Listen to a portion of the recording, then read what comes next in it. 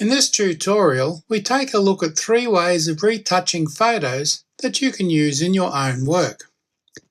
The spot healing brush is one of the quickest ways to clean up imperfections in your photos. Looking at the old courtyard image supplied by Adobe in their exercises, you can see it could need some work. Starting with this first of 3 retouching tools, in this section, you'll hide the larger chip on the bottom right of the blue wall. First, to preserve your original image, duplicate the image you have loaded.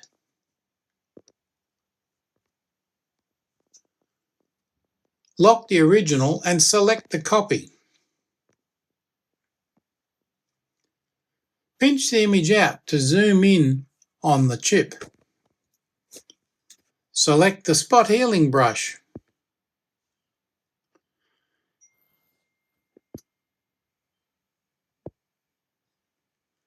Tap the size number, then drag the slider until the circle is about the same size as the chip on the wall.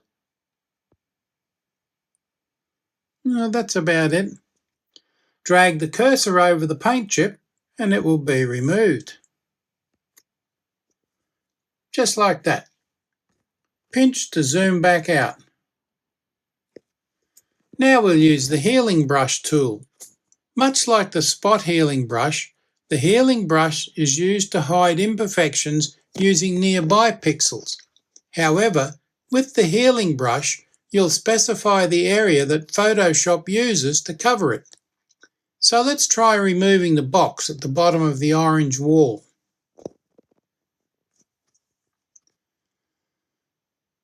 Touch and hold the spot healing brush tool icon to open the flyout menu.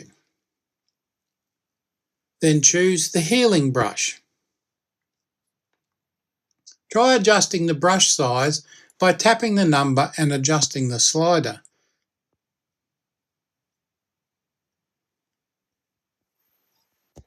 That's not too bad.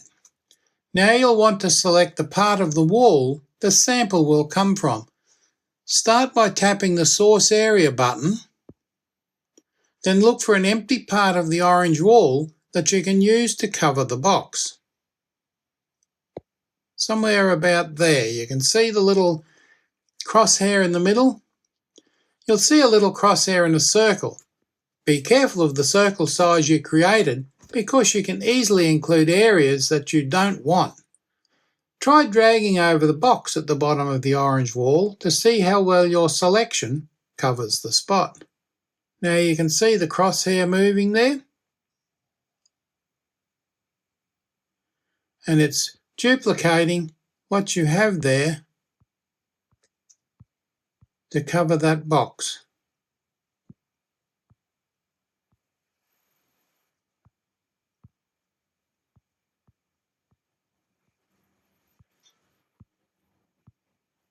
Just repeat that a little bit. You can always choose a different source point by tapping the Source Selection tool again, then tapping a different portion of the image that might match better. For example, select the pointing tool, select up there where it's a slightly darker. Now we can paste some of that in just there. There we go. Lastly, we'll try the Clone Stamp tool. The Clone Stamp tool will make an exact copy of the source you use. Let's use the Clone Stamp tool to duplicate the tire at the bottom of the orange wall. Let's move that up there so we can see the tire a bit easier. Touch and hold the healing brush icon and choose the Clone Stamp tool from the flyout menu. Zoom in on the tire so you can see it clearly. Well, I've done that. Try to adjust the brush size so it's slightly smaller than the tire.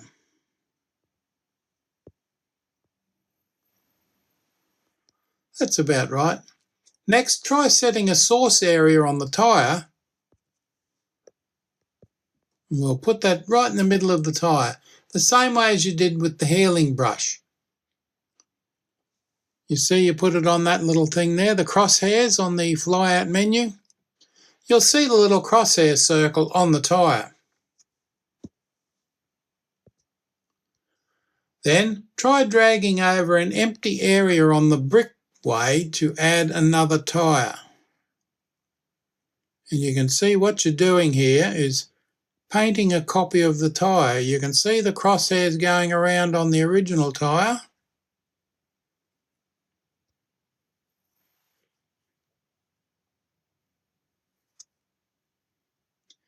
And there we've painted in the tyre. That's pretty close to being exact. Now you've just used the spot healing brush, the healing brush and the clone stamp tool to retouch this photograph. Now that you've practiced removing an imperfection, hiding an object and even copying an element, try these techniques in your own projects.